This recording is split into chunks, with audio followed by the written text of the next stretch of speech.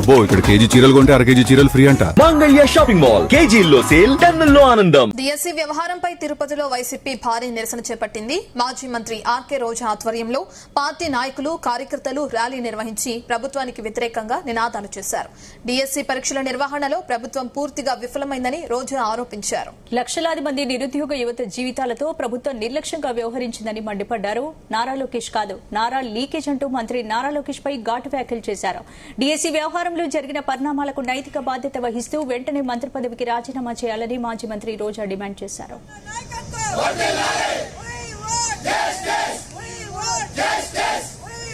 ఆంధ్రప్రదేశ్ లో నారా లోకేష్ విద్యాశాఖ మంత్రిగా వచ్చిన తర్వాత ఈ రాష్ట్రంలో విద్య ఏ విధంగా సర్వనాశనం అయిపోతుందో మనం కళ్ళారా చూస్తున్నాం.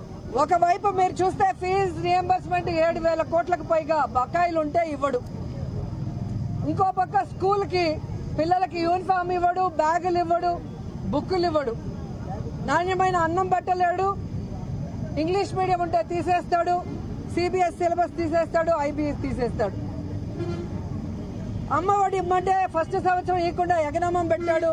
రెండో సంవత్సరం, మొన్న మూడో సంవత్సరం అరాకొర, అది కూడా సగం మందికి వేసి సగం మందికి పంగనామాలు పెట్టాడు.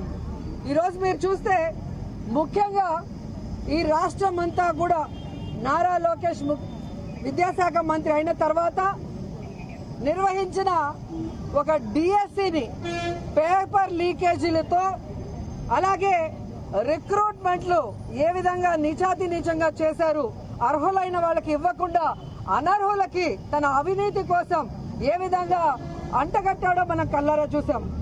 మొన్న మీరు చూశారు ఢిల్లీలో నీట్ ఎగ్జామ్ పేపర్ లీక్ అయినందుకు జంజీస్ ఉద్యమానికి కేంద్ర విద్యాశాఖ మంత్రి ధర్మాన్ ప్రధాన్ గారు రాజీనామా చేయటం. మరి ఇక్కడ రాష్ట్రంలో డిఎస్సి పేపర్ లీక్ అయింది. అలాగే స్పోర్ట్స్ కోటాలో ఇవ్వాల్సిన ఉద్యోగాలు స్పోర్ట్స్ పర్సన్స్ కి కాకుండా తమ ఇష్టానికి ఒక 420 జీవోని తీసుకొచ్చి ఏ విధంగా 427 ఉద్యోగాలకు పైగా ఆ అనర్హులకు ఇవ్వడం మనం చూసాం. మరి అలాంటి విద్యాశాఖ మంత్రి నారా లోకేష్ రాజీనామా చేయాలని ఈరోజు రాష్ట్రం అంతా కూడా విద్యార్థులు, నిరుద్యోగులు డిఎస్సిలో ఎవరైతే అన్యాయం అయ్యారో అందరూ రోడ్ల మీదకి వచ్చి డిమాండ్ చేస్తున్నారని కూడా ఈ సందర్భంగా తెలియజేసుకుంటున్నా.